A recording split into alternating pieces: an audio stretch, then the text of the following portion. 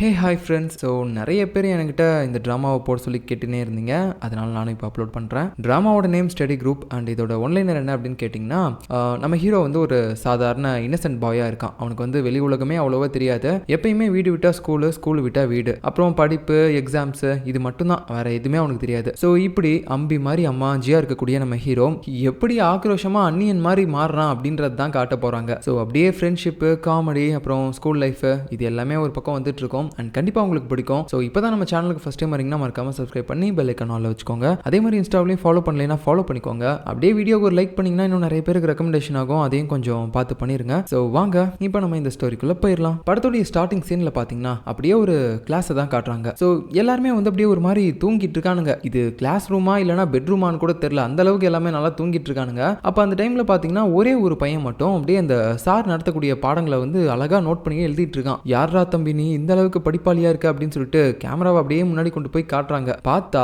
நான் வழக்கமா சொல்ற டைலாக் தான், அவர் தான் நம்ம டிராமாவோட நாயகன். அப்படியே இந்த இடத்துல அவரே இன்ட்ரடியூஸ் பண்ணிக்கிறாரு. என்னோட பேரு லீ, எனக்கு படிக்கிறதுனா ரொம்ப பிடிக்கும், நான் எக்ஸாம்ஸ்ல அதிகமா மார்க் வாங்கணும்னு நினைப்பேன். ஆனா சின்ன வயசுல இருந்து பாருங்களேன் என்னால சரியா மார்க்கே வாங்க முடியறது இல்ல. நான் அதுக்குன்னு ரொம்பவே பிலோ ஆவரேஜான ஸ்டூடெண்ட்லாம் நினைச்சிடாதீங்க. நான் நல்ல ஸ்டூடெண்ட் தான். என்னோட எய்ம் வந்து ஒரு ஃபுல் மார்க் எடுக்கணும். ஆனா எப்பயுமே அந்த ஃபுல் மார்க்குக்கு ஒரு 4-5 மார்க் கம்மியா தான் எடுக்கிறேன். எல்லாருமே சொல்லுவாங்க வாழ்க்கைக்கு படிப்பு மட்டும் முக்கியம் கிடையாது, மற்றதும் முக்கியம் அப்படின்னு சொல்லிட்டு. ஆனால் என்னை பொறுத்த வரைக்கும் படிப்பு மட்டும்தான் முக்கியம். ஸோ நானும் ஃபுல் மார்க் எப்படியாவது வாங்கிடணும் அப்படின்னு சொல்லிட்டு என்னோட அம்மா கிட்ட ஒரு டியூஷன் டீச்சரை ஏற்பாடு பண்ண சொன்னேன். அவங்களும் எனக்காக ஏற்பாடு பண்ணாங்க. ஆனால் அந்த டீச்சர் வந்ததுக்கு அப்புறம் கூட நான் அதே மாதிரி தான் ஒரு 2-3 மார்க் கம்மியாக தான் எடுத்துட்டு இருந்தேன். அந்த டீச்சர் என்னை பார்த்துட்டு நல்லா தான்ப்பா மார்க் எடுத்திருக்கேன் அப்படின்ற மாதிரி சொன்னாலும் எனக்கு இந்த மார்க் பத்தலையே. ஸோ இப்படியே ஸ்கூல் லைஃப் போயிட்டு இருக்கும்போது 2 பசங்க என் காது பட பேசிட்டு இருந்தாங்க. என்னன்னா இந்த மாதிரி ஒரு காலேஜ் இருக்கு, அந்த காலேஜில் எப்படியாவது நம்ம போயிட்டு சேர்ந்துடணும், இந்த ஸ்கூல் முடிச்சதுக்கு அப்புறம் எப்படியாவது நல்ல மார்க் எடுக்கணும், ஏன்னா அப்பதான் அந்த காலேஜில் ஜாயின் பண்ண முடியும் அப்படின்ற மாதிரிலாம் சொல்லிட்டு இருந்தானுங்க. ஸோ இவனுங்க அப்படி பில்டப் கொடுத்த உடனே எனக்கு அந்த காலேஜ் மேலே ஒரு ஆசை வந்துருச்சு. இவ்வளோ நாளாக மார்க்குக்காக மட்டுமே படிச்சுட்டு இருந்தேன். நான் எப்படியாவது அந்த காலேஜில் போய் ஜாயின் பண்ணணும் அப்படின்றதுக்காகவே வெறித்தனமாக படிக்க ஆரம்பித்தேன். ஸோ அப்புறம் என்ன, நான் ஸ்கூலில் நல்லபடியாக மார்க்லாம் எடுத்து படித்து முடிச்சு அதுக்கப்புறம் நான் இப்போ நினச்ச காலேஜ்லேயும் வந்து ஜாயின் பண்ணிட்டேன். அதுதான் இந்த காலேஜ் அப்படின்ற மாதிரி சொல்லிட்டு இவன் பார்த்தீங்கன்னா இப்போ இந்த இடத்துக்குள்ள நுழையிறான், இந்த காலேஜ்குள்ள. ஸோ அப்படியே அவனுடைய கிளாஸ் டோரையும் போய் ஓப்பன் பண்ணா அங்கே என்னன்னா எல்லாருமே மேலே கீழே நடிச்சுக்கிட்டு துள்ளிட்டு இருக்கானுங்க. அட கன்றாவிய, இந்த காலேஜில் ஜாயின் பண்ணுறதுக்காக தான் நான் என் வாழ்க்கையில் பாதி நாள் அழிச்சிட்டேனா அப்படின்ற மாதிரி நம்ம ஹீரோ பயங்கரமாக டிப்ரெஷனுக்குள்ளே போயிடுறான். சரி ஓகே, நம்ம ஏதோ காலேஜில் ஜாயின் பண்ணிட்டோம், இதுக்கு மேலே நம்ம வந்து அவனுங்க கூடலாம் மல்லு கட்டிட்டு இருந்தால் வேலைக்கு ஆகாது, நம்ம ஒரு ஓரமாக இருந்துட்டு போயிடலாம் அப்படின்னு சொல்லிட்டு அடுத்த நாள்ல இருந்து அவன் பாட்டுக்கு யாருக்குமே தெரியாமல் இருக்கிற இடமே தெரியாமல் இருக்கிற மாதிரி இருந்துட்டு இருக்கான். பட் அப்போ கூட பார்த்தீங்கன்னா அங்கே ஒரு சில ரவுடி கும்பல்லாம் இருப்பானுங்க. அவனுங்க எல்லாருமே நம்ம ஹீரோவை பார்த்து ஒரு மாதிரி சோடா புட்டி டே அப்படின்னு சொல்லிட்டு ஒரு மாதிரி கலாச்சிட்டு இருக்கானுங்க. ஸோ அப்படியே நம்ம ஹீரோவுக்கு ஒரு மாதிரி இருக்குது. நைட் ஆனால் தூக்கம் கூட வர மாட்டேங்குது, அதுக்கு பதிலாக கண்ணிலேருந்து தண்ணி தான் வந்துட்டு இருக்குது. ஸோ வேறு வழி இல்லை, நம்ம வந்து வசமாக மாட்டிக்கிட்டோம், இதுக்கு மேலே நம்ம இங்கேயே படித்து தொலைணும், அதுதான் நம்ம தலைவிதி அப்படின்னு சொல்லிட்டு அடுத்த நாள் மறுபடியும் வரான். பட் இருந்தாலும் இதுக்கு மேலே வந்து நம்ம சூஸ் பண்ணக்கூடிய ஃப்ரெண்ட்ஸாவது கொஞ்சம் நல்லவனுங்களா இருக்கணும், நம்ம கூட சேர்ந்து படிக்கணும், அப்படியே ஒரு ஸ்டடி குரூப்பை நான் அவங்க கூட சேர்ந்து உருவாக்கணும் அப்படின்ற மாதிரி யோசிச்சுட்டு அவன் பார்த்தீங்கன்னா அடுத்த நாள் கிளாஸ்க்குள்ளே போயிட்டு யாராவது நல்ல பசங்க இருக்கானுங்களா அப்படின்னு சொல்லி தேடி பார்க்க அங்கே ஒருத்த மூஞ்சும் நல்லவன் மூஞ்சும் மாதிரி தெரியல, எல்லாருமே அக்யூஸ்ட் மாதிரி தான் இருக்கானுங்க. ஸோ அந்த கூட்டத்துக்கு நடுவுலையும் ஒரே ஒருத்த மட்டும் பயங்கர ஹேண்ட்ஸமா பார்க்கறதுக்கே பழம் மாதிரி அப்படியே காதல் ஹெட்செட்லாம் போட்டுட்டு அமைதியாக உட்காந்துட்டு இருக்கான். ஆஹா, இவன் தாண்டா நமக்கு ஏத்த ஆளு அப்படின்னு சொல்லிட்டு நம்ம ஹீரோ பார்த்தீங்கன்னா அப்படியே அவன் பக்கத்தில் போய் உட்காந்துக்கிட்டு நான் அவங்க பக்கத்தில் உட்காந்துக்கலாமா, நம்ம 2 பேரும் சேர்ந்து படிக்கலாமா அப்படின்ற மாதிரிலாம் கேட்டுட்டு இருக்கான். இவனுடைய பேர் என்ன அப்படின்னு பார்த்தீங்கன்னா கிம். ஸோ நம்ம ஹீரோ கேட்டதுக்கு இவன் என்னடா ஆன்சர் பண்ண போறான் அப்படின்ற மாதிரி பார்த்துட்டு இருந்தா அந்த இடத்துல ஒரு ரவுடி கும்பலில் இருக்கக்கூடிய ஒரு பையன் அப்படியே வந்து இந்த கிம் அடிக்கிறான். ஸோ இப்படி அவன் ஒரு பக்கம் அடிச்சிட்டு இருக்கும்போது அவனுடைய ஃப்ரெண்ட்ஸ் எல்லாருமே ஒரு மாதிரி சுத்திட்டு போடுறா அட்ரா அப்படின்னு சொல்லிட்டு ஒரு மாதிரி கத்திட்டு இருக்கானுங்க. என்னடா அப்படின்னு சொல்லி பார்த்தா அவனுங்க தான் வந்து இவனை ஒரு மாதிரி தூண்டி விட்டுருப்பானுங்க போல, இந்த மாதிரி நீ போய் அவன் கூட ஃபைட் பண்ண, நாங்கள் வந்து உனக்கு ஏதாவது ஒரு ப்ரைஸ் கொடுக்குறோம், அவனை ஃபைட் பண்ணி வின் பண்ணிட்டீங்கன்னா, அதனால தான் இந்த பைத்தியமும் பாவம் இந்த கிம்மை வந்து அடிச்சிட்டு இருக்கான். ஸோ அதுக்கப்புறமேட்டு நம்ம கிம் வந்து ஒரு மாதிரி பயத்தில் யாரையுமே அடிக்காமல் பார்த்தீங்கன்னா தலை மேலே கையை வச்சுட்டு தான் உட்காந்துட்டு இருப்பான். பட் அதையே ரொம்ப அட்வான்டேஜாக எடுத்துக்கிட்டு அந்த மஞ்சள் கலர் பைத்தியம் பார்த்தீங்கன்னா ஒரு மாதிரி போட்டு இவனை அடி அடிச்சுக்கிட்டே இருக்கான். அவனோட ஃப்ரெண்ட்ஸும் அப்படியே மோட்டிவ் பண்ணிட்டே இருக்காங்க, அட்ரா அப்படின்னு சொல்லிட்டு. பட் இருந்தாலும் இந்த ஃபைட் அந்த அளவுக்கு இன்ட்ரெஸ்டிங்காக இல்லையே, இவன் மட்டும் தான் அடிச்சிட்டு இருக்கான், அவன் எதுவுமே அடிக்க மாட்டானே அப்படின்னு சொல்லிட்டு அந்த ரவுடி கேங்ல இருக்க இன்னொருத்தன் பார்த்தீங்கன்னா அப்படியே நம்ம கிம் கிட்ட வந்து டேய் என்ன சண்டை போடாமல் சும்மா என்னமோ அவன்கிட்ட அடி வாங்கிட்டு இருக்க, இப்போ சண்டை போடுறியா இல்லையா, நீ சண்டை மட்டும் போடலன்னு வச்சுக்கோ, உனக்கு இதை விட மோசமான பனிஷ்மெண்ட்லாம் கிடைக்கும் அப்படின்ற மாதிரி சொல்லும்போது அவனும் பார்த்தீங்கன்னா பயந்துட்டு ஒரு மாதிரி எப்படியே போய் அடிக்க ஆரம்பிக்கிறான் பதற்றத்தோட. ஸோ இப்படியே ஃபைட் போயிட்டு இருக்குது. ஒரு கட்டத்துக்கு மேலே அந்த ரவுடி கேங்ல இருக்கக்கூடிய ஆள் தான் ஜெயிக்கிறான். அதுக்கப்புறம் அப்படியே அவனுடைய கையெல்லாம் தூக்கி இவன் தான் வின்னர் அப்படின்ற மாதிரிலாம் சொல்லிட்டு இருக்காங்க. அந்த டைம்ல உடனே அந்த பசங்க எல்லாருமே அவங்களோட மொபைலில் ஏதோ ஒரு சேட்டிங்லாம் பண்ணிட்டு இருக்கானுங்க, அது என்னன்னே தெரியல. ஸோ கரெக்டாக அந்த டைமில் பிடி சார் வேற வந்துடுறாரு. பயத்தில் எல்லாருமே அப்படியே ஓடி ஓடி போயிடுறானுங்க எதுவுமே தெரியாத மாதிரி. அப்போ நம்ம ஹீரோவுக்கு மட்டும் அந்த கிம்மை பார்க்கும்போது ரொம்ப பாவமா இருக்கும் போல. அதனால அவன் விழுந்திருப்பான். அவனோட சேரு அப்புறம் பேக்லாம் பார்த்தீங்கன்னா பறந்துருக்கும். அது எல்லாமே எடுத்து அவனுக்கு அரேஞ்ச் பண்ணி கொடுத்து உட்கார்றா அப்படின்ற மாதிரி கொஞ்சம் ஆறுதலாக பக்கத்தில் பேசிட்டு இருக்கான். ஸோ அதுக்கப்புறமேட்டு பார்த்தீங்கன்னா டக்குன்னு அந்த இடத்துக்கு ஒரு டீச்சர் வராங்க. ஸோ அவங்களுடைய பேர் வந்து லீ. எல்லாருமே அமைதியாக இருங்க, நான் அட்டெண்டன்ஸ் எடுக்க போறேன் அப்படின்ற மாதிரி சொல்லிட்டு ஸோ இப்படி அந்த டீச்சர் லீ பேசிட்டு இருக்கும்போது நம்ம ஹீரோவுக்கு வேற அவங்கள பார்த்து ஏதோ ஒன்று தோணுது. இவங்கள நான் இதுக்கு முன்னாடி எங்கேயோ பார்த்துருக்கனே அப்படின்ற மாதிரி யோசிக்கும் போது தான் தெரியுது. ஆக்சுவலாக இவன் சின்ன வயசுல இருக்கும்போது அவனோட அம்மா கிட்ட போயிட்டு அம்மா எனக்கு பாடம் சொல்லி கொடுக்கறதுக்கு ஒரு டியூஷன் டீச்சரை ஏற்பாடு பண்ணுங்க அப்படின்ற மாதிரி சொல்லியிருப்பான். ஒரு டீச்சர் கூட வந்திருப்பாங்கல்ல, அந்த டீச்சர் தான் இவங்க. ஸோ இப்போதான் அந்த விஷயமே உனக்கு தெரியுது. அதுவும் இல்லாமல் இப்படி ஒரு டீச்சர் வந்து சொல்லி கொடுத்ததுக்கு அப்புறம் கூட நம்ம ஹீரோ ஃபுல் மார்க் வாங்காம கொஞ்சம் கம்மியான மார்க் தானே வாங்கிட்டு இருந்தான். அதுக்கான ரீசன் என்ன அப்படின்னு சொல்லிட்டு அந்த டீச்சர் அப்பவே சொல்லியிருக்காங்க. டே தம்பி, நீ நல்லா தான்ப்பா படிக்கிற, நல்லா தான் எழுதுற, நான் இல்லைன்னு சொல்லல. உனக்கு ஒரு கெட்ட பழக்கம் இருக்குது, அதை எப்பதான் மாத்திக்க போறேன்னே தெரியல. ஏன்டா எக்ஸாம்லாம் எழுதி முடிச்சுட்டு வந்ததுக்கு அப்புறம் நீ எதுக்காக ஆன்சர் ஷீட்லயே வந்துட்டு உன்னோட டோட்டல் மார்க் எழுதி வச்சுட்டு வருவ? நீ ஏன் எழுதி வச்சுட்டு வந்துட்டுனா அப்புறம் அங்க திருத்துற டீச்சருக்கு என்ன மரியாதை? ஸோ அதனால தான் அவங்களுக்கு வந்து ஒரு மாதிரி காண்டாயிருது. இவனே என்ன எப்பயுமே மார்க் போட்டு வச்சுக்கிறான், நம்ம எதுக்கு இருக்கோம் அப்படின்னு சொல்லிட்டு உனக்கு வேணும்னே ஒரு சில மார்க் கம்மியா போடுறாங்க. இப்ப புரியுதா என்ன ரீசன் சொல்லிட்டு? இதுக்கு மேல அப்படி போடாத அப்படின்ற மாதிரி அவங்க அப்ப அட்வைஸ் பண்ணிருப்பாங்க. அது எல்லாத்தையுமே இப்ப நம்ம ஹீரோ யோசிச்சு பார்க்கறான். பட் அந்த லீக்கு பாத்தீங்கன்னா இப்போ வரைக்கும் நம்ம ஹீரோவை அடையாளம் தெரியல. ஸோ இப்படி அட்டெண்டன்ஸ் அவங்க எடுத்துட்டு இருக்கும்போது யாருமே சரியா சொல்ல மாட்டானுங்க பிரசன்ட் அப்படின்னு சொல்லிட்டு. அதுவும் இல்லாம கூட்டத்தில் எவனோ ஒருத்தன் பாம்பு போட்டான், யாருன்னே தெரியல. அதை பார்த்துட்டு எல்லாருமே சிரிச்சிட்டு இருக்கானுங்க. இந்த லீயும் எல்லாத்தையுமே சொல்லிட்டு இருக்காங்க சைலண்டா இருங்க அப்படின்னு சொல்லிட்டே இருக்கும்போது திடீர்னு ஒரு காஃபிக்கு பறந்து வந்து அப்படியே போர்டில் அடிக்குது. அப்படியே இவங்களுக்கு ஒரு மாதிரி பயமாயிருச்சு. யாரா இப்படி தூக்கி போடுது அப்படின்னு சொல்லி பார்த்தா இந்த இடத்துல வந்து கடைசியா ஒரு பையன் உட்காந்துட்டு இருந்திருப்பான். அவன் தான் இதெல்லாம் பண்ணியிருக்கான். ஸோ இது வரைக்கும் இவன் வந்து சைலண்டா தான் இருந்திருப்பான். பட் திடீர்னு ஏன் இப்படி எரிமலையாட்டம் வெடிச்சானே தெரியல. ஸோ என்ன பிரச்சனை அப்படின்னு சொல்லி பார்க்கும்போது தான் தெரியுது. ஆக்சுவலா இப்போ கொஞ்ச நேரத்துக்கு முன்னாடி அவன் ஒருத்தன் பாம்பு போட்டான்னு சொன்னால, அது வந்து இவனுக்கு பிடிக்கலையா. டேய் எவன்டா அது போட்டது அப்படின்னு கேட்கும்போது ஒருத்தன் அப்படியே பயந்துகிட்டே கையை தூக்க அப்படியே இவன் பாட்டுக்கு எந்திரிச்சு போயிட்டு பலார்னு கண்ணத்துல அடிக்கிறான் அந்த பையனை. பாவம், ஏண்டா பாம்பு தாண்டா போட்டான், ஆனா அதுக்கு ஏன்டா நீ இப்படி இன்னும் கொலை பண்ணவனை போட்டு அடிக்கிற மாதிரி அடிக்கிற அப்படின்னு சொல்லி பார்த்துட்டு இருக்காங்க. இந்த லீயும் நிறுத்துன்னு சொல்லிட்டே இருக்காங்க. ஆனா அவன் கேட்கிற மாதிரியே தெரியல. நல்லா அடிச்சுட்டு அப்புறம் மறுபடியும் போயிட்டு அவனுடைய பெஞ்சில் உட்காரலாம் அப்படின்னு சொல்லி பார்த்தா அங்க ஒரு பையன் வந்து என்னடா ஓவரா பண்ணிட்டு இருக்க, எதுக்காகடா அவன் அடிச்ச அப்படின்ற மாதிரி அவனை எதிர்த்து கேள்வி கேட்க, என்ன தம்பி என்ன பேசினா இப்போ அப்படின்னு சொல்லிட்டு அவனையும் பாத்தீங்கன்னா அப்படியே கதவெல்லாம் உடச்சு அடிச்சு பறக்க விடுறான். ஸோ யாரா இவன் அப்படின்னு சொல்லி பார்க்கும்போது தான் தெரியுது. ஆக்சுவலா இவன் வந்து இந்த ஸ்கூல்லேயே ஒரு பெரிய ரவுடி கை போல. இவனுடைய பேரை நம்ம யூனோ அப்படின்னு சொல்லி வச்சுக்கலாம். ஸோ அதுக்கப்புறம் இந்த பசங்க எல்லாருமே பாத்தீங்கன்னா இதுதான் சாக்குன்னு சொல்லி அப்படியே பெஞ்சில் இருந்தெல்லாம் எந்திரிச்சு ஓடிட்டானுங்க. அந்த டைம்ல இந்த டீச்சரும் கூப்பிட்டுட்டே இருக்காங்க. பட் யாருமே வர மாதிரி தெரியல. ஆனா இந்த யூனோ ஒரு வார்த்தை சொல்றான், இந்த மாதிரி எல்லாருமே வந்து உட்காருங்கடா அப்படின்னு சொல்லும்போது எல்லாருமே வந்து உட்காந்துடுறானுங்க. அப்புறம் இந்த பையனும் அப்படியே லீயை பார்த்து ஒரு மாதிரி சிரிச்சுக்கிட்டு தெனாவெட்டா அப்படியே தூங்க ஆரம்பிக்கிறான். ஸோ நம்ம லீக்கு இதுக்கு மேல பிரச்சனை பண்ண விருப்பமே இல்லை, ஓகே அப்படின்னு சொல்லிட்டு இன்னைக்கு வந்து டேவை இதோடய முடிச்சுக்கிறாங்க. அதுக்கப்புறம் அந்த பையன் காஃபி கப்பை தூக்கி போட்டிருப்பான்ல, அதை வந்து அப்படியே குப்பையில போடலான்னு சொல்லி போய் பார்க்கும்போது அங்க இருக்கக்கூடிய குப்பை தொட்டில அவ்வளோ சிகரெட், அதுல இருக்க பஞ்செல்லாம் யூஸ் பண்ணி ஒரு தலைவாணியா பண்ணிடலாம் போல, அந்த அளவுக்கு குடிச்சு போட்டிருக்கானுங்க. அப்படியே இவங்களும் ஒரு மாதிரி வெறுத்து போய் சுத்தி முத்தியும் பாக்குறானுங்க. இவனுங்களாம் படிக்க வரானுங்களா இல்ல கஞ்சா அடிக்கிறதுக்கு வரானுங்களானே தெரியல அப்படின்ற மாதிரி. அப்புறம் பாத்தீங்கன்னா அவங்க அப்படியே அங்கிருந்து நடந்து போகும்போது அந்த இடத்துல நம்ம ஹீரோ நிக்கிறான். டே தம்பி நீயாடா அப்படின்னு சொல்லிட்டு அப்பதான் அவங்களுக்கு ஞாபகமே வருது, இவனுக்கு தானே நம்ம சின்ன வயசுல டீச்சரா வேலைக்கு போனோம் அப்படின்னு சொல்லிட்டு. ஸோ அதுக்கப்புறம் ரெண்டு பேரும் ஒன்னா உட்காந்து பேச ஆரம்பிக்கிறாங்க. எப்படிப்பா இருக்கா, நல்லா இருக்கியா, படிப்பெல்லாம் நல்லா போதா அப்படின்ற மாதிரி கொஞ்சம் நார்மலா பேசிட்டு, என்னை மன்னிச்சிருப்பா, நான் சின்ன வயசுல உங்ககிட்ட சொல்லாம கொள்ளாம திடீர்னு அந்த டீச்சர் வேலையை விட்டு நின்றுட்டேன். ஸோ அதனால நீ வருத்தப்பட்டிருப்பேன்னு கண்டிப்பா எனக்கு தெரியும் அப்படின்ற மாதிரிலாம் சொல்லி மன்னிப்பு கேட்கறாங்க. அட ஆமா டீச்சர், நீங்க திடீர்னு நின்றவுடனே எனக்கு ஒரு மாதிரி பதற்றமாயிருச்சு. ஏன்னா நீங்க எனக்கு நல்லா சொல்லி கொடுத்தீங்க அந்த டைம்ல. அதுவும் இல்லாம நான் இந்த காலேஜில் ஜாயின் பண்ணதுக்கு அப்புறம் எனக்கு படிப்புக்கு சொல்லி கொடுக்கறதுக்குன்னு யாருமே இல்லை. இப்போ நீங்க வந்ததுக்கு அப்புறம் தான் நிம்மதியா இருக்கு. எங்கேயாவது கண்டினியூவா வேலை பார்ப்பீங்களா அப்படின்னு சொல்லும்போது அதெல்லாம் பார்ப்பேன்ப்பா, இதுக்கு மேலேயாவது நல்லா படி சரியா அப்படின்னு சொல்லும்போது கண்டிப்பா மேம், அதுவும் இல்லாம நான் ஒரு ஸ்டடி குரூப் இந்த இடத்துல ஆரம்பிக்கலான்னு இருக்கேன். படிக்கிற பசங்களை மட்டும் ஏற்பாடு பண்ணி அவங்க கூட சேர்ந்து படிச்சு ஒரு நல்ல டீமை பில்ட் பண்ணலான்னு இருக்கேன் அப்படின்ற மாதிரி சொல்லும்போது ஓகே நல்ல விஷயம் அப்படின்ற மாதிரி அவங்களும் சொல்றாங்க. அப்புறம் அடுத்து பிரேக் டைம் வருது. நம்ம ஹீரோ மறுபடியும் பாத்தீங்கன்னா அந்த அடி வாங்கியிருப்பான்ல ஒரு பையன் கிம் அப்படின்னு சொல்லிட்டு, அதான் அவனோட மூஞ்ச கூட பார்த்தா பழம் மாதிரி இருக்கு, படிக்கிற பையன் அப்படின்னு சொல்லி நினைச்சிருப்பான். ஸோ அந்த பையனை பாத்தீங்கன்னா இப்போ அப்படியே ஃபாலோ பண்ணிட்டு போக ஆரம்பிக்கிறான். அவன் என்னன்னா லைப்ரரிக்கு தான் போறான். சரி ஓகே பயங்கரமா படிப்பான் போல, அதனால தான் லைப்ரரிக்கு போறான் அப்படின்னு சொல்லிட்டு இவனும் உள்ள போய் பார்க்கறான். பார்த்தா அந்த பையன் படிக்கிறதுக்காகலாம் லைப்ரரிக்கு போல, எவன் டிஸ்டர்பன்ஸும் இல்லாம நல்லா தூங்கணுன்றதுக்காகவே போறான். பட் இருந்தாலும் நம்ம ஹீரோ அவனை விடுற மாதிரி தெரியல. இவனை எப்படியாவது ஃப்ரெண்டு பிடிக்கணும் அப்படின்னு சொல்லிட்டு அவனும் எப்பயுமே பிரேக் டைம்ல ரெகுலரா அந்த லைப்ரரிக்கு போறான். அவனுக்கு சாக்லேட்லாம் கூட கொடுக்குறான். அடிக்கடி பேசி பார்க்கறான். சாப்பிடும்போது ஒன்னா உட்காந்து பார்க்கறான். தூங்கும்போது கூட அவன் பக்கத்திலே உட்காந்துக்கிட்டு ஒரு மாதிரி நசன்னு படிச்சுக்கிட்டே இருக்கான். ஸோ இது எல்லாத்தையுமே அவன் பண்ணிக்கிட்டே இருக்கும்போது ஒரு கட்டத்துக்கு மேல அந்த பையனுக்கு வெறுப்பாயிருது. டே தம்பி உனக்கு என்னடா பிரச்சனை, ஏன்டா என் உயிரை வாங்குற, என்ன வேணும் சொல்லு அப்படின்னு சொல்லும்போது இல்லைங்க ஒன்றும் இல்லை அப்படின்னு சொல்லிட்டு இருக்கும்போது, டேய் வா நீ ஏதோ ஒரு கணக்கு தானே போட்டுட்டு இருந்தா, அதை நான் உனக்கு சொல்லி கொடுக்குறேன். சொல்லி கொடுத்ததுக்கு அப்புறம் மூட்டு கம்முன்னு இருக்கணும். தேவையில்லாம மறுபடியும் வந்து அங்க படிச்சுக்கிட்டு நீ என்ன டென்ஷன் ஏத்திட்டு இருக்க கூடாது சரியா அப்படின்ற மாதிரி சொல்லும்போது சரிங்க அப்படின்னு சொல்றான். அதுக்கப்புறமேட்டு அந்த கிம்மும் பாத்தீங்கன்னா நம்ம ஹீரோ உட்கார வச்சு அவனுக்கு தெரியாத அந்த சம்ம வந்து போட்டு காட்டிட்டு இருக்கான். ஸோ அந்த இடத்துல அவன் பாத்தீங்கன்னா எக்ஸாம்பிளுக்காக ஒரு கேக்கை வந்து சொல்றான்.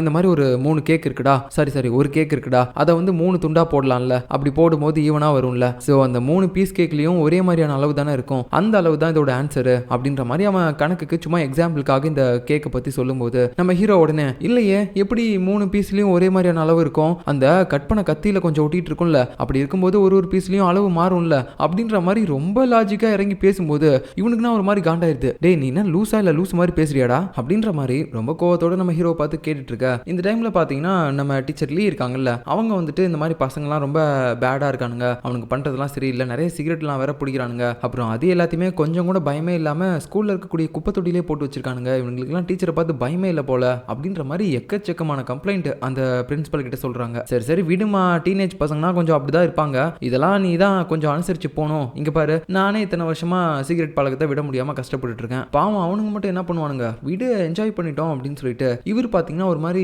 வேணுக்குன்னு அப்படியே புகையை இழுத்து லீ மேல விட்டுட்டு இருக்காரு. இதை பார்க்கும்போது அந்த டீச்சருக்கு நல்லா தெரிஞ்சிருது. சரி ஓகே, இங்க வந்து பசங்க எல்லாருமே இப்படி இருக்காங்கன்னா இந்த விஷயம் எல்லாமே இந்த பிரின்சிபலுக்கு தெரியாம நடக்கல, எல்லாமே அவங்களுக்கு எல்லாம் தெரிஞ்சுதான் நடக்குது, பட் இவங்க தான் வந்து அதுக்கான ஸ்டெப் எதுவுமே எடுக்காம இருக்காங்க போல அப்படின்ற மாதிரி நினைச்சுக்கிறாங்க. இப்போ அடுத்து அந்த லைப்ரரியில பாத்தீங்கன்னா கிம் ஒரு மாதிரி கோவத்தோட பேசியிருப்பான்ல நம்ம ஹீரோ கிட்ட, டேய் நீ என்னடா லூஸ் மாதிரி பேசிட்டு இருக்க, என்னடா இப்படி ரொம்ப அக்யூரேட்டா படிச்சு என்னடா பண்ண போற, என்ன இப்படி கேட்டுட்ட, நான் நல்லா படிக்கணும், படிச்சு ஃபர்ஸ்ட் ரேங்க் வாங்கணும், அதுதான் என்னோட கனவுலாம் அப்படின்னு சொல்லும்போது ஏது ஃபர்ஸ்ட் ரேங்க் எடுக்கிறியா, உனக்கு இதை பத்தி தெரியுமா அப்படின்னு சொல்லிட்டு போன்ல பாத்தீங்கன்னா ஏதோ ஒரு இந்த காலேஜ்ல படிக்கக்கூடிய ஸ்டூடெண்ட்ஸோட ரேங்க் ஆர்டரை காட்டுறான். இதை காட்டிட்டு இதுக்கெல்லாம் என்ன அர்த்தம்னு உனக்கு தெரியுமாடா, என்ன ரேங்க் தானே போட்டு வச்சிருக்காங்க, இது என்னன்னு தெரியுமான்னு கேட்குறா. டேய் இந்த ரேங்கை உருவாக்குனதே ஹான்ட்ரா, அவனை உனக்கு தெரியுமா அப்படின்னு கேட்கும்போது ஹானா அவன் யாரு, டேய் எதுவுமே தெரியாம தான் வந்திருக்கியா, அவன் தானே நம்ம ஸ்கூல் சேர்மேனோட பையன், அவன் தான் யார் ஃபர்ஸ்ட் ரேங்க் எடுக்கணும் யார் லாஸ்ட் ரேங்க் எடுக்கணும் அப்படின்றத இந்த ஸ்கூல்ல வந்து முடிவு பண்ணுவான். அதுக்கு நடுவில் நம்ம படிச்சு ஒண்ணுமே கிளிக்க முடியாது, நம்ம எந்த ரேங்க்கும் எடுக்க முடியாது, அவன் என்ன ரேங்க் சொல்றானோ அந்த ரேங்க் தான் நம்ம இருப்போம் அப்படின்ற மாதிரி சொல்றான். உடனே பாத்தீங்கன்னா ஹீரோ அதெல்லாம் பெருசா எடுத்துக்காம சரி அவங்க கிடக்குறாங்க,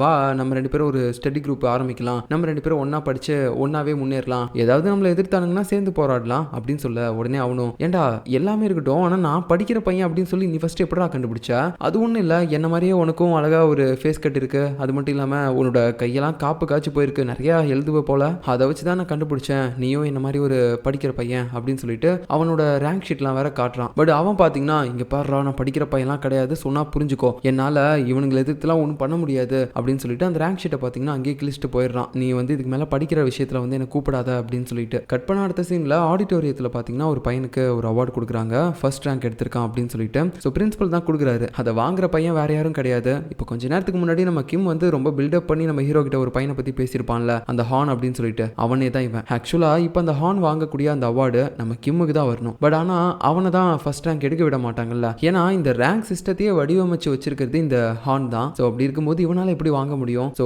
என்னோட அவார்டு தான் அது அப்படின்னு சொல்லிட்டு நம்ம கிம் பாத்தீங்கன்னா ஒரு பக்கம் அப்படியே ரொம்ப சேடா ஒரு மாதிரி கை தட்டிட்டு இருக்கும்போது இது எல்லாத்தையுமே ஒரு ஓரமா இருந்து நம்ம ஹீரோவும் பாக்குறான். அவனுக்கும் நம்ம கிம்மோட வழி எல்லாமே புரியுது. அடுத்த சீன்ல நம்ம கிம் பாத்தீங்கன்னா அப்படியே ஒரு மாதிரி ஃபேஸ் வாஷ் பண்ணிட்டு இருப்பான். அந்த டைம்ல பின்னாடி ஒருத்தன் வந்து இடிப்பான் அவனை, இவனும் அவனோட ஃப்ரெண்டு தான் அப்படின்னு சொல்லிட்டு உடனே டே பைத்தியக்காரா பார்த்து போக மாட்டா அப்படின்னு சொல்லிட்டு திரும்பி பார்த்தா அந்த இடத்துல அந்த யூனும் இருக்கான். ஸோ இவனே வந்து ஒரு சைக்கோ, இப்போ இவனை வேற இப்படி திட்டிவிட்டானா இவன் சும்மா இருக்க மாட்டான், ஒரு ரூமுக்கு கூப்பிட்டு போயிட்டு பயங்கரமா அவனை கண்ணங்கனமா அடிச்சு பயங்கரமா டார்ச்சர் பண்றான். எப்படி உன்னால இப்படி என்ன கூப்பிட முடியும், நீ என்ன அவ்வளோ பெரிய ஆளாயிட்டியாடா அப்படின்னு சொல்லிட்டு பலர்னு அடிச்சுட்டே இருக்கான். இந்த இடத்துல ஏதோ சத்தம் கேட்குது அப்படின்னு சொல்லிட்டு நம்ம மேம் இருக்காங்கல்ல லீ, அவங்க வேற பாத்தீங்கன்னா அந்த இடத்துக்கு வராங்க. ஸோ அவங்களுக்கு தெரிஞ்சு போச்சு இந்த மாதிரி அந்த ரூமுக்குள்ள போட்டு இந்த பையனை அடி நடிச்சிட்டு இருக்கான் அப்படின்னு சொல்லிட்டு, ஐயோ இதை நம்மளால மட்டும் ஃபேஸ் பண்ண முடியாது, ஏதாவது ஒரு சாரை கூப்பிட வேண்டியதான் அப்படின்னு சொல்லிட்டு அங்க பக்கத்துல இருக்கக்கூடிய 2 சாரை கூப்பிடுறாங்க. ஆனா அவனுங்க இது தம் அடிச்சுட்டு அசால்ட்டா போறானுங்க, எதுவுமே நடக்காத மாதிரி. ஸோ இந்த டீச்சருக்கு வேற வழியே இல்லை, அந்த பையன் அடி வாங்கிட்டு இருக்கிறத அவங்களால பார்க்க முடியல. சரி ஓகே நம்மளே ஹெல்ப் பண்ணலாம் அப்படின்னு சொல்லிட்டு டேரக்டா டோர் ஓபன் பண்ணிட்டு உள்ள போலான்னு பார்க்கும்போது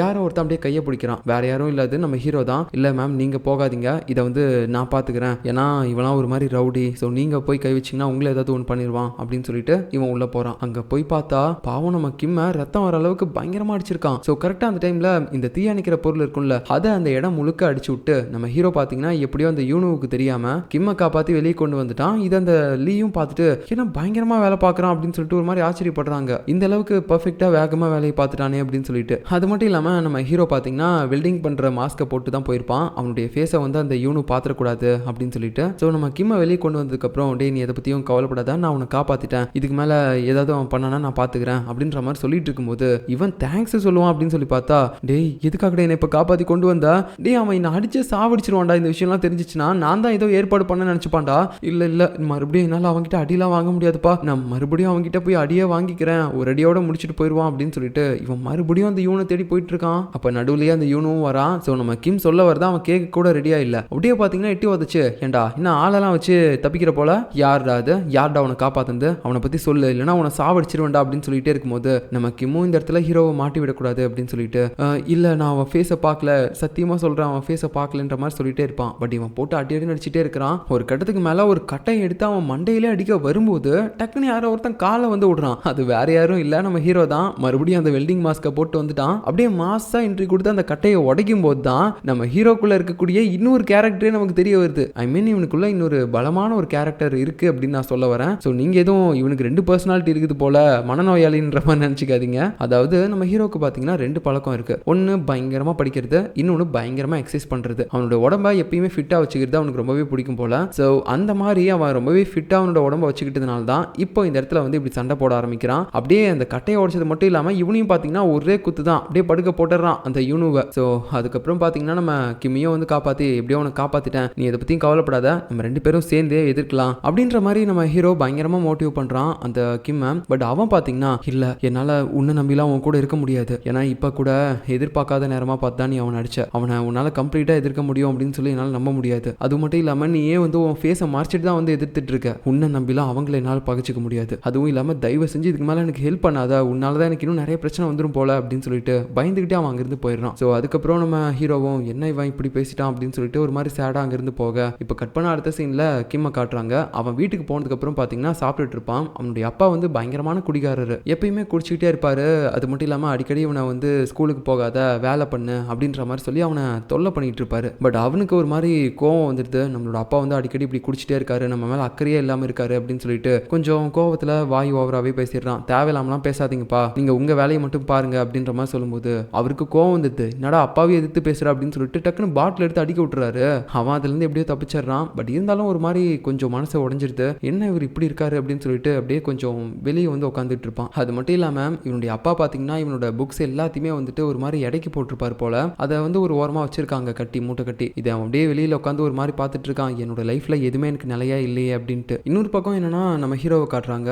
இவனும் அப்படியே ஒரு மாதிரி இன்னைக்கு எழுதின நோட்ஸ் எல்லாத்தையுமே பார்த்துட்டு இருக்கும்போது சின்ன வயசுல அவனுக்கு நடந்த ஒரு விஷயம் ஞாபகம் வருது. என்னன்னா அவனுடைய அம்மாவை பார்க்கறதுக்காக அவங்களுடைய ஃப்ரெண்டு ஒருத்தவங்க வந்திருப்பாங்க. அப்படியே 2 பேரும் பேசிட்டு இருக்கும்போது அந்த ஃப்ரெண்டு என்ன சொல்லியிருப்பாங்கன்னா, இந்த மாதிரி என் பையன் வந்து ஒரு ஸ்டடி குரூப்ல இருக்கான், பசங்க எல்லாருமே ஒன்னா சேர்ந்து நல்லா படிக்கிறாங்க அப்படின்ற மாதிரி சொல்லியிருப்பாங்க. அதை ஒரு ஓரமா சின்ன வயசுல இருந்து நம்ம ஹீரோவும் கேட்டிருப்பான். சரி ஓகே நம்மளும் வந்து அந்த குரூப்ல போய் ஜாயின் பண்ணிக்கலாம் அப்படின்னு சொல்லி அந்த பசங்க கிட்ட போய் கேட்டா அவனுங்க நம்ம ஹீரோவை கண்டுக்காம அவனை ஃபுல்லா அவாய்ட் பண்ணாங்க. அது என்னன்னு தெரியல, சின்ன வயசுல இருந்தே நம்ம ஹீரோவோட அப்பியரன்ஸை பார்த்து யாருமே அவனை சேர்த்துக்க மாட்டாங்க, எல்லாருமே ஒரு மாதிரி அவனை விட்டு விலகி போயிட்டே இருந்திருப்பாங்க. அது நம்ம ஹீரோவுக்கே சுத்தமா பிடிக்காது, நமக்குன்னு ஒரு ஃப்ரெண்ட்ஸ் யாருமே இல்லையே, ஒரு ஸ்டடி குரூப் ஏற்பாடு பண்ணி அந்த இடத்துல ஒரு சில பசங்களோடு சேர்ந்து படிக்கலான்னு பார்த்தா யாருமே என் கூட வரமாட்டாங்களே அப்படின்னு சொல்லிட்டு ரொம்ப சேடா இருந்திருப்பான். இன்னும் சொல்ல போனா மார்க் கம்மியா எடுக்கிறது கூட அவனுக்கு பிரச்சனை கிடையாது, இந்த மாதிரி நடக்கிறது தான் அவனுக்கு ரொம்ப ஹர்ட்டா இருந்திருக்கும். அதுக்காக அவன் நிறைய அழகு கூட செஞ்சிருப்பான். ஸோ அந்த டைம்ல அவனோட அம்மா வேற வந்து அதை பார்த்து தப்பா நினைச்சுக்கிறாங்க, ஐயோ மார்க் கம்மியா எடுத்ததுக்காகலாம் ஏன்பா அழுகுற, இந்த எக்ஸாம் இல்லைன்னா அடுத்த எக்ஸாம் பார்த்துக்கலாம் அப்படின்னு சொல்லிட்டு அவங்க ஒரு மாதிரி தப்பா புரிஞ்சுக்கிட்டு அவனுக்கு ஆறுதல் சொல்லிட்டு இருந்திருப்பாங்க. ஸோ இது எல்லாத்தையுமே நினைச்சு பார்த்துட்டு அவனும் அப்படியே தூங்குறான். அடுத்த நாள் காலையில நம்ம லீ இருக்காங்கல்ல, அவங்க அகைன் இந்த ஸ்கூலுக்கு வராங்க. வரும்போதே ஒரு மாதிரி கஷ்டமா தான் வராங்க, இன்னைக்கு இந்த பசங்க எல்லாருமே என்ன பண்ண போறானுங்கன்னு தெரியலையே அப்படின்னு சொல்லிட்டு வரும்போது அப்படியே முன்னாடி பாத்தீங்கன்னா மறுபடியும் அந்த குப்பை பொடிக்கிட்டுலாம் நிறைய பேர் சிகரெட் பிடிச்சி போட்டுட்டு இருக்கானுங்க. இதை பார்த்துட்டு ஒரு மாதிரி அவங்க நிற்கும் போது திடீர்னு பிடி சார் வந்து அந்த பசங்க எல்லாருமே அடிச்சு துரத்துறாரு, போங்கடா போங்க சிகரெட்லாம் குடிக்காதீங்க இன்னைக்கு அப்படின்னு சொல்லிட்டு துரத்துறாரு. அப்பாடி இவர் தான் ஏதோ இந்த ஸ்கூல்ல நல்லவரா இருப்பாரு போல அப்படின்னு சொல்லிட்டு அவர்கிட்ட பேசலாம்னு சொல்லி பார்க்கும்போது அவர் என்னன்னா, மேடம் இதை அப்படியே கொஞ்சம் நகர்த்தி போடுங்க அந்த பக்கம், இதெல்லாம் இன்னைக்கு இங்க இருக்க வேணாம் அப்படின்னு சொல்லும்போது ஏன் சார் அப்படின்னு கேட்குறாங்க. அது ஒன்றும் இல்லை, ஸ்கூலுக்கு ஒரு ரவுண்ட்ஸ் மாதிரி மேலதிகாரி வராரு, அவர் வந்து பார்க்கும்போது இந்த மாதிரி நிறைய சிகரெட்லாம் இதில் இருக்கிறது பார்த்தா தப்பாயிராது, நம்ம ஸ்கூலை பற்றி ரொம்ப தப்பாக நினைப்பாங்கல்ல, அதுக்காக தான் இதை நகர்த்திருங்க அப்படின்னு சொல்லிட்டு அவர் பாட்டுக்கு போயிடுறாரு. அப்புறம் பார்த்தீங்கன்னா நம்ம லீயும் ஒரு மாதிரி கஷ்டப்பட்டு அந்த குப்பையை ஒரு மாதிரி தள்ளிட்டு வந்துட்டு இருக்காங்க. ஸோ கரெக்டாக அந்த டைமில் பார்த்தீங்கன்னா ஒரு பையன் வந்து அதை தடுத்து நிறுத்துறான். மேடம் இதெல்லாம் எதுக்காக நீங்கள் பண்ணுறீங்க அப்படின்னு கேட்கும்போது என்னப்பா பண்ணுறது, பிடி சார் தான் பண்ண சொன்னார் அப்படின்னு சொல்லும்போது இன்னைக்கு ஸ்கூலுக்கு ஒரு மேலதிகாரி ரவுண்ட்ஸ் வராரு, அதனால தான் இந்த மாதிரியான விஷயத்தெல்லாம் இப்போ மறைக்கிறாங்க. ஆனால் இவ்வளோ கேவலமான விஷயம்லாம் இந்த ஸ்கூலில் நடக்குது அப்படின்றது அந்த ரவுண்ட்ஸ் வரக்கூடிய மேலதிகாரிக்கு தெரியணும்ல, நீ சொல்கிறதும் கரெக்டு தான், இந்த விஷயத்தெல்லாம் அவர்கிட்ட தெரியப்படுத்தினா மட்டும்தான் பசங்க நிறைய சிகரெட் பிடிக்கிறத இந்த டீச்சர்ஸும் ஒரு மாதிரி கண்டிப்பாங்க. ஆனால் என்ன பண்ணுறது, நம்ம ஸ்கூலை பற்றி நம்மளே கேவலமாக அந்த மேலதிகாரி கிட்ட தெரியப்படுத்த முடியாதுல்ல, அதுக்காக தான்ப்பா ஓரம் கொண்டு வந்துட்டு இருக்கேன் அப்படின்ற மாதிரி அந்த பார்க்கு கிட்ட இவங்க சொல்லிட்டு இருக்காங்க. அடுத்ததான் நம்ம ஹீரோவை காட்டுறாங்க. அவனும் இன்னைக்கு ஸ்கூலுக்கு வரான். வந்து அவனோட பெஞ்சில் உட்காந்து அவனோட புக்ஸ்லாம் எடுத்து அரேஞ்ச் பண்ணிட்டு இருக்கும்போது கீழே வேற ஒரு புக் இருக்க மாதிரி தெரியுது. என்ன இது அப்படின்னு சொல்லிட்டு அவன் இதை எடுத்து பார்க்கும்போது அது வந்து நம்ம கிம்மோட நோட்டு. ஸோ அவன் வந்து இது வரைக்கும் படித்த நிறைய விஷயங்களை பார்த்தீங்கன்னா நோட்ஸ் மாதிரி எழுதி வச்சிருப்பான் போல. அந்த ரஃப் நோட் தான் இது. இதை படிக்கிறது மூலமாக நம்ம ஹீரோவுக்கு நிறைய நாலேஜ் கிடைக்கும். பட் இருந்தாலும் பார்த்தீங்கன்னா இது அவனோட நோட்ஸ் அப்படின்னு சொல்லிட்டு அவங்ககிட்டே போய் கொடுக்க பார்க்கும்போது அவன் என்னன்னா அதை வாங்க மாட்டான். இல்ல இது என்னோடதெல்லாம் கிடையாது, நீயே வச்சுக்கோ அப்படின்ற மாதிரி சொல்லிட்டு இருக்கும்போது திடீர்னு நம்ம ஹீரோ வந்து அந்த யூனோ அடிக்கிறான். பெஞ்செல்லாம் வச்சு நம்ம ஹீரோ மேல போட்டு அடிக்கிறான். ஸோ நம்ம ஹீரோவுக்கு பார்த்தீங்கன்னா அப்படியே ரத்தமே வர ஆரம்பிச்சிச்சு தலையில இருந்து. என்னடா அப்படின்னு சொல்லி பார்க்கும்போது தான் தெரியுது, நேத்து இவனை அடிச்சு நம்ம கிம்ம காப்பாத்தினால அந்த விஷயம் இவனுக்கு தெரிஞ்சு போச்சு போல. உனக்கு எவ்வளவு தைரியம் இருந்தா நீ என்னையே வந்து அடிச்சிருப்ப இந்த நாயை காப்பாத்துறதுக்காக அப்படின்னு சொல்லிட்டு இப்போ நம்ம ஹீரோவை போட்டு அடிச்சிட்டு இருக்க. இன்னொரு பக்கம் பார்த்தீங்கன்னா ஸ்கூல்ல இருக்கக்கூடிய டீச்சர்ஸ் அப்புறம் பிரின்சிபல் இவங்க எல்லாருமே அந்த மேல் அதிகாரியோட வந்துட்டு இருக்காங்க. ஸோ நம்ம ஸ்கூல்லலாம் படிக்கும்போது ஒரு சில பெரிய அதிகாரிகள்லாம் வந்து ஒரு ரவுண்ட்ஸ் மாதிரி வருவாங்கல்ல எப்பயாவது ஒரு நாள். அந்த நேரம்னு பார்த்து தான் ஸ்கூலையே பயங்கரமாக நீட் பண்ணுவாங்க. அந்த மாதிரி தான் இப்போ இங்கேயும் பண்ணி வச்சிருந்திருக்காங்க. ஸோ இப்போ இந்த அதிகாரியும் வந்து சுற்றி முற்றியும் பார்த்துட்டு இருக்காரு. அப்போ அந்த அதிகாரி கிட்ட வந்து நம்ம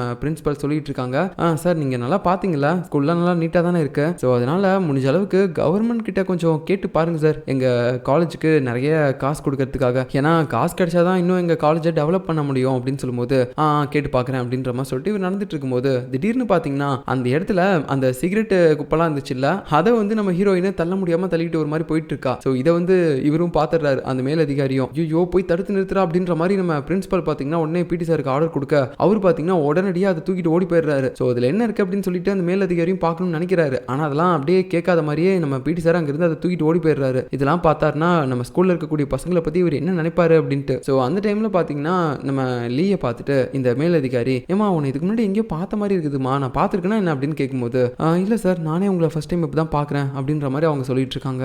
சார் அதெல்லாம் விடுங்க வாங்க போகலாம் அப்படின்னு சொல்லிட்டு பிரின்சிபலும் பார்த்தீங்கன்னா அந்த மேல் அதிகாரி அங்கேருந்து கூட்டு போகலான்னு நினச்சிட்டு இருக்கும்போது திடீர்னு மேலே ஜன்னலை உடச்சிக்கிட்டு அப்படியே ஒரு கோடாரி வந்து விழுது. என்னடா இது கோடாரிலாம் விழுது, என்னடா பண்ணிட்டு இருக்கீங்க உள்ள அப்படின்னு சொல்லிட்டு இவங்கெல்லாம் கீழே இருந்து ஒரு மாதிரி பார்த்துட்டு இருக்காங்க மேலே. ஸோ இப்போதான் நமக்கு காட்டுறாங்க இந்த கோடாரி எப்படி வந்து விழுந்துச்சு அப்படின்னு சொல்லிட்டு. ஆக்சுவலாக இங்கே உள்ள சண்டை நடக்க ஆரம்பிச்சிருக்கும்ல, நம்ம ஹீரோவை போட்டு அந்த யூனும் பயங்கரமாக அடிச்சிருப்பான், அவனுக்கு ரத்தம் கூட வந்திருக்கும்ல. அதுக்கப்புறம் அந்த யூனு என்ன பண்ணியிருக்கான் அப்படின்னு பார்த்தீங்கன்னா நம்ம கிம்மோட நோட்ஸ் இருக்கும்ல, அதான் நம்ம ஹீரோ கிட்ட கூட இருந்திருக்கும். அந்த நோட்ஸை பார்த்தீங்கன்னா இப்போ அவன் அப்படியே எரிக்கிறான். ஸோ இதை பார்த்த உடனே நம்ம ஹீரோக்கு இன்னும் கோவம் வந்துருச்சு. ஸோ அதை எடுக்கிறதுக்காக போயிட்டே இருக்கும்போது அவன் எடிச்சு தூக்கியே போட்டான். அதுக்கப்புறமேட்டு பார்த்தீங்கன்னா அதை அணைக்கிறதுக்கு ட்ரை பண்ணிட்டு இருப்பான். பட் அதுக்கு கூட விடாம இந்த யூனு பார்த்தீங்கன்னா ஒரு கோடாரியை வச்சு இவன் அட்டாக் பண்ண ஆரம்பிப்பான். ஸோ அதுலேருந்துலாம் நம்ம ஹீரோ அப்படி இப்படின்னு தப்பிச்சு அதை போய் அணைக்க பார்க்குறான் அந்த நோட்ஸை. ஆனால் அது முக்கால்வாசி எரிஞ்சிருச்சு. அதனால இவனுக்கு இன்னும் கோவம் வந்துட்டு பயங்கரமா. அப்புறம் இவன் கூட போய் டைரக்டா சண்டை போட ஆரம்பிக்கிறான். அப்படியே அந்த யூனோட வயிற்றுலேயே ஒரு குத்த விடும்போது அவனோட கையிலேருந்து கோடாரி பறந்துடும். ஸோ உடனே அப்படியே அந்த கோடாரியை ஒரு குத்துவான் பாருங்க, அது அப்படியே ஜன்னலை உடச்சிட்டு வந்து வெளியே வந்துடும். இப்படி தான் அது வந்து விழுந்திருக்கும். அதுக்கப்புறம் இவனையும் அடிச்சு கீழே தள்ளிடுவான். அப்புறம் இந்த யூனுக்கு பார்த்தீங்கன்னா இன்னும் கோவம் வந்துடும், என்னையவே அடிக்கிறானேவா அப்படின்னு சொல்லிட்டு அங்கே ஒரு பேகும் எரிஞ்சிட்டு இருக்கும். அந்த பேகை இவனுக்கு நேராக தூக்கி போடும்போது அதை என்னன்னா டிஃப்ரெண்டாக கிக் விட்டு கடைசியில் இவன் மேலேயே அடிக்க வச்சிடறான். அது போய் அடிச்ச உடனே அவனும் பார்த்தீங்கன்னா டேரக்டா பின்னாடி லாக்கர்லாம் அடிச்சுட்டு கீழே விழுந்து மயக்கமே போட்டுட்டான். என்னடா இவன் ஒரு மாதிரி மர்மக்கலெல்லாம் கற்று வச்சிருப்பான் போலயே அப்படின்னு சொல்லிட்டு சுற்றி எல்லா ஸ்டூடெண்ட்ஸும் ஒரு மாதிரி பார்த்துட்டு இருக்காங்க அவனை. அந்த டைமில் நம்ம ஹீரோ பார்த்தீங்கன்னா அப்பயும் அந்த நோட்ஸை தான் போயிட்டு ஒரு மாதிரி எடுத்துட்டு இருப்பான். இது எல்லாத்தையுமே பார்த்துட்டு இருந்தா நம்ம கிம்மும் ஒரு சில விஷயங்களை நினச்சி பார்க்குறான். அது என்னன்னா அவனோட அப்பாவுக்கே பார்த்தீங்கன்னா அவன் மேலே ஃபர்ஸ்ட் அக்கறை கிடையாது. அவரே வந்து ஏன்டா படிக்கிற, வேலைக்கு போடா அப்படின்ற மாதிரி தான் சொல்லுவார். ஆனால் நம்ம ஹீரோ அன்னைக்கு ஒரு நாள் லைப்ரரியில இவன் தூங்கிட்டு இருக்கும்போது அங்கே வந்து ஒரு வாட்ச்மேன் வந்திருப்பாரு வெளியே போங்கப்பா அப்படின்னு சொல்றதுக்காக. ஆனால் நம்ம கிம் அங்கே தூங்கிட்டு இருக்கிறத பார்த்துட்டு ஒரு மாதிரி சத்தம் போடாதீங்க, அவன் இங்கே தூங்கிட்டு இருக்கான், நான் அப்புறமா வரும்போது லாக் பண்ணிட்டு வரேன் போங்க அப்படின்ற மாதிரி சொல்லியிருப்பான். பட் இதை வந்து அன்னைக்கே அவன் வந்து கேட்டிருப்பான் நம்ம கிம்மும் தூங்கிட்டு இருந்த மாதிரியே. ஸோ அதுக்காக தான் இவனுக்காக நம்ம ஏதாவது ஒன்று பண்ணணும் அப்படின்னு சொல்லிட்டு அன்னைக்கு நைட்டு எடைக்கு போட்டிருப்பார்ல அவனுடைய அப்பா அந்த புக்ஸ் எல்லாத்தையுமே, அதில் இருக்கக்கூடிய அந்த நோட்ஸை மட்டும் பர்டிகுலராக எடுத்திருப்பான். அந்த புக்ஸ் எல்லாம் எடுக்க வந்தவங்க கிட்ட வந்து சொல்லியிருப்பான், இது வந்து என்னோட ஃப்ரெண்டோடது அப்படின்னு சொல்லிட்டு அதை வந்து மட்டும் எடுத்து வச்சிருப்பான் நம்ம ஹீரோ கிட்ட கொடுக்கணும் அப்படின்றதுக்காக. அதை தான் காலையில் அவனுக்கே தெரியாமல் அந்த பெஞ்சில் வச்சிருப்பான். அவன் படிக்கணும்னு நினைக்கிறான். ஸோ என்னோட நோட்ஸை வச்சு படிச்சுக்கிட்டோம் அப்படின்னு சொல்லிட்டு இது எல்லாத்தையுமே நினச்சி பார்த்துட்டு அப்படியே உள்ளே போகிறான். அப்போ நம்ம ஹீரோ பார்த்தீங்கன்னா அந்த எரிஞ்சு போன நோட்ஸை கையில் வச்சுட்டு இருக்கும்போது அவனோட கையிலையும் சில தீக்காயங்கள் எல்லாமே இருக்கும். இதை ஒரு மாதிரி பார்த்துட்டு இருக்கும்போது நம்ம ஹீரோவும், என்னை மன்னிச்சிரு, இந்த நோட்ஸை நீ எவ்வளோ நாளாக கஷ்டப்பட்டு ஸ்டடி பண்ணி எழுதிருப்ப, ஆனால் இப்படி அசால்ட்டாக நான் எரிய விட்டுட்டேன், என்னை மன்னிச்சிரு அப்படின்னு சொல்லிட்டு இருக்கும்போது அவன் பார்த்தீங்கன்னா அந்த நோட்ஸை அப்படியே குப்பையில் தூக்கி போட்டு, டே இந்த நோட்ஸுக்காக வாடா இவ்வளோ பெரிய கலவரம் பண்ண, உண்மையை சொல்லுடா, ஏன்டா இப்படிலாம் பண்ணுற, எதுக்காக எனக்கு ஹெல்ப் பண்ணுற அப்படின்னு சொல்லும்போது, ஏன்னா நான் அவங்க கூட படிக்கணும், நம்ம 2 பேரும் சேர்ந்து ஒரு ஸ்டடி குரூப் பண்ணலாம் அப்படின்னு சொல்லும்போது அவனும் ஒரு மாதிரி பார்த்துட்டு சரிடா பண்ணலாம்டா அப்படின்ற மாதிரி ஒத்துக்கிட்டான். ஸோ இதை பார்த்ததுக்கு அப்புறம் தான் ஹீரோவுக்கு ஒரு மாதிரி ஹாப்பினஸே வருது. அண்ட் இதோட இந்த எபிசோட் முடியுது. எப்படி இருந்துச்சு அப்படின்னு சொல்லிட்டு மறக்காம கமெண்ட் பண்ணுங்க. மறுபடியும் நான் உங்களை அடுத்த எபிசோட்ல பார்க்குறேன். பாய்.